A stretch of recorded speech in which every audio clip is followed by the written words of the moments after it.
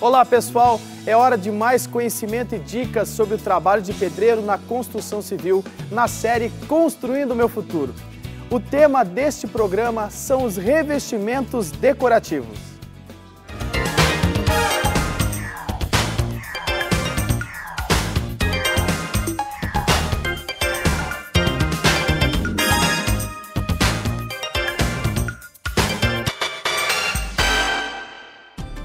Revestimentos decorativos são os materiais que dão acabamento final para pisos e paredes. Eles são encontrados no mercado com diversos tamanhos, acabamentos e resistências. Podemos ter pisos cerâmicos, porcelanatos, revestimentos cerâmicos, pastilhas, concregramas, pavers, entre outros. Essa variedade traz uma grande possibilidade de utilização. Antes de começar a aplicação, é preciso estudar o projeto, pois, em geral, há mais de um tipo de revestimento a ser usado em uma mesma obra ou ainda combinações de sentidos e de desenhos.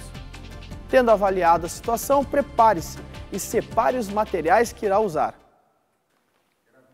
Maceira, balde plástico, martelo de unha, talhadeira, espátula de aço, pregos de aço, linha de nylon, colher de pedreiro, desempenadeira dentada, martelo de borracha, escova de nylon, espuma para limpeza, vassoura, brocha, espátula plástica para rejuntamento, nível de bolha, mangueira de nível, régua de alumínio, caneta para marcação, trena, prumo de linha ou a laser, esquadro de aço ou a laser, alicate torquês, serra mármore, máquina de corte reto, furadeira elétrica, misturador de argamassa e espaçadores. Para os revestimentos cerâmicos, mármores e granitos, você deve separar as caixas e peças dos materiais, argamassa colante, o rejunte e os espaçadores plásticos. Os revestimentos que você irá aplicar serão definidos pelo projeto. Você sempre deverá verificar qual o tipo de argamassa a ser utilizada. Existem argamassas prontas para uso interno, uso externo, uso em porcelanato, uso em mármore, entre outras. Então verifique qual que você vai precisar para o revestimento que vai assentar. Verifique também qual o rejunte a ser utilizado, principalmente em relação ao tipo e à cor. E não se esqueça de conferir se a argamassa colante e o rejunte estão dentro do prazo de validade. Sobre as peças a serem aplicadas, tem uma dica essencial. Confira na etiqueta da caixa dos revestimentos se todas as peças têm o mesmo tamanho, a mesma espessura e a mesma referência. Retire algumas peças de caixas diferentes e espalhe no contrapiso. Confira se existem diferenças de medidas e cor entre as peças. Se houver, avise seu supervisor e aguarde instruções.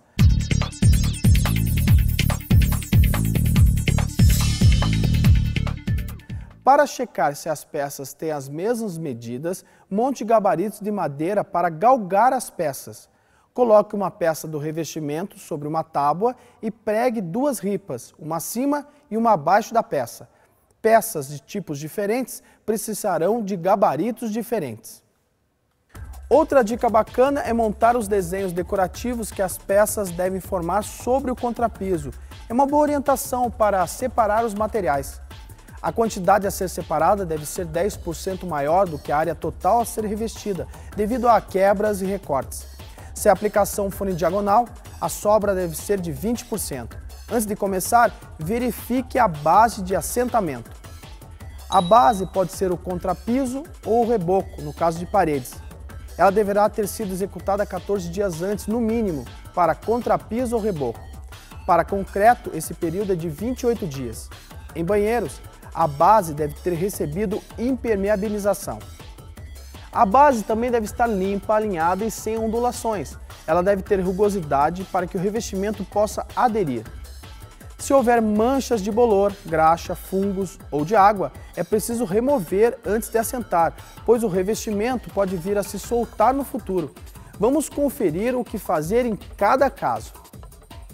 Se o problema é pó, sujeira e materiais soltos, a solução é escovar com vassoura ou escova de aço e lavar com água sob pressão. Se o caso é desmoldante, graxa ou gordura, esfregue, aplique soluções como soda cáustica, ácido muriático ou detergente e enxague. Se são eflorescências, escove com ácido muriático em proporção de 1:10 e enxague com água. Contra bolor e fungos, escove com solução de fosfato de sódio e hiproclorito de sódio e enxague com água. Tinta deve ser retirada com espátula e lixa número 60 ou 80. Enxague com água. Isso resolvido, é preciso planejar as juntas para garantir a estética, em harmonia com o tamanho das peças. Há alguns tipos diferentes de juntas que vamos conhecer agora. As juntas de dessolidarização têm a função de evitar o destacamento das placas. Você deve deixar uma junta no encontro de pisos, paredes e tetos, em volta de colunas e vigas e no encontro com outros materiais, como pedras e madeiras. Para isso, use materiais flexíveis como silicone, borracha alveolar, isopor, cortiça e outros. As juntas de movimentação são necessárias quando os panos de revestimentos são de grande extensão. Elas ficam entre as placas cerâmicas, têm maior espessura do que as juntas que serão rejuntadas e cortam a camada de contrapiso ou do reboco e a camada da argamassa colante. A área máxima dos panos dos revestimentos internos é de 32 metros quadrados. Para os revestimentos externos, os panos deverão ter no máximo 20 metros quadrados e em fachadas 12 metros quadrados. As juntas devem ser preenchidas com materiais flexíveis, como mastiques à base de poliuretano. As juntas de assentamento ficam entre as peças que serão preenchidas com argamassa flexível de rejuntamento, também chamado de rejunte.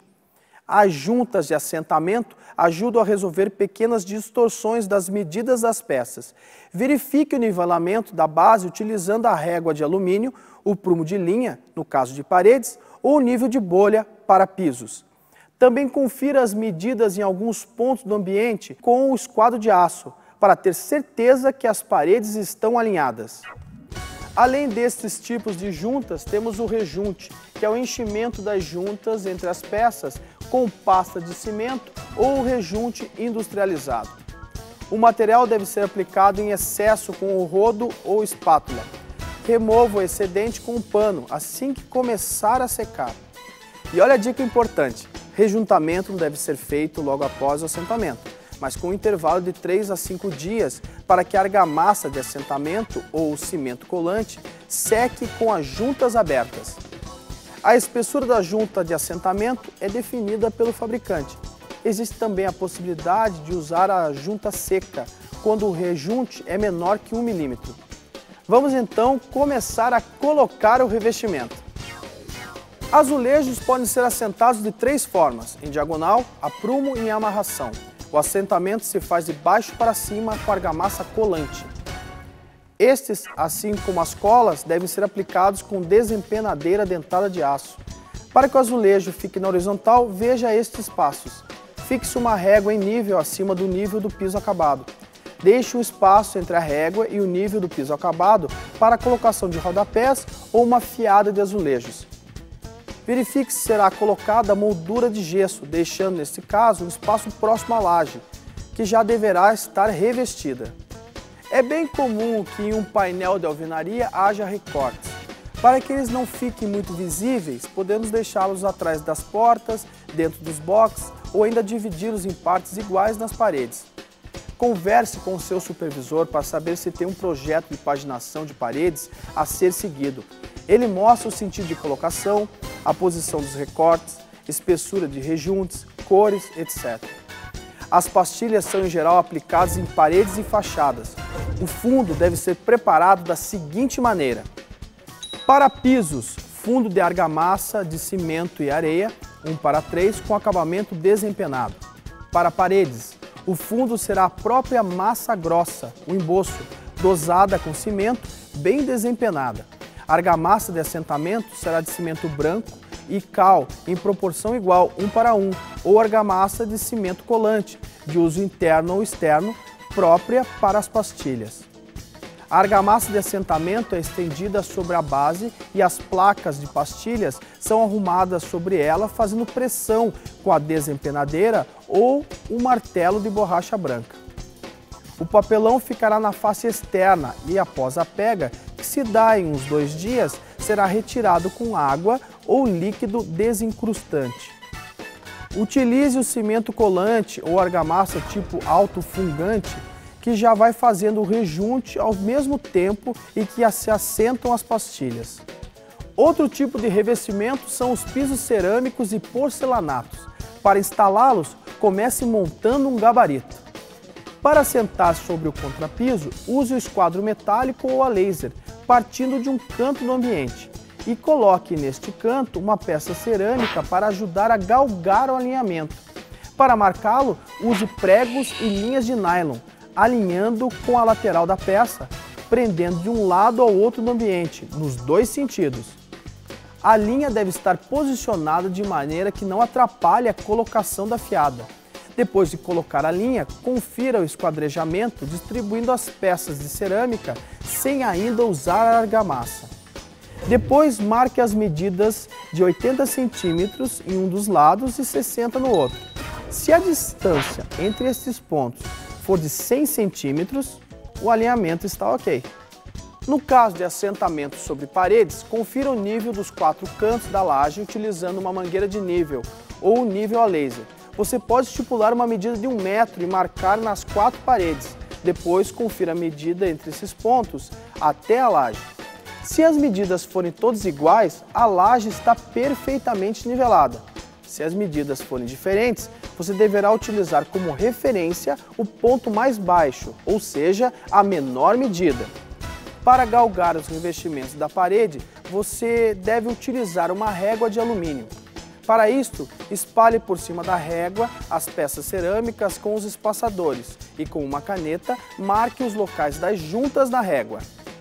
Marque uma linha de prumo na parede em que vai iniciar o assentamento, usando o prumo de linha ou nível a laser. Alinhe então a régua de alumínio com as marcações a esta linha e alinhe a ponta da régua de alumínio no ponto mais baixo marcado anteriormente.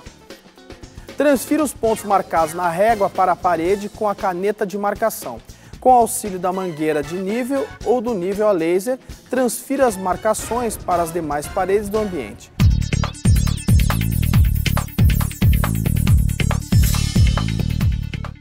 O assentamento dos revestimentos de parede deve iniciar da segunda fiada para cima. A primeira fiada somente será instalada após o assentamento do revestimento do piso, de forma a dar o arremate final. A forma de assentamento para pisos e paredes é a mesma. Use uma desempenadeira dentada nova. Ao usar peças de até 30 por 30, aplique a argamassa colante apenas sobre a base.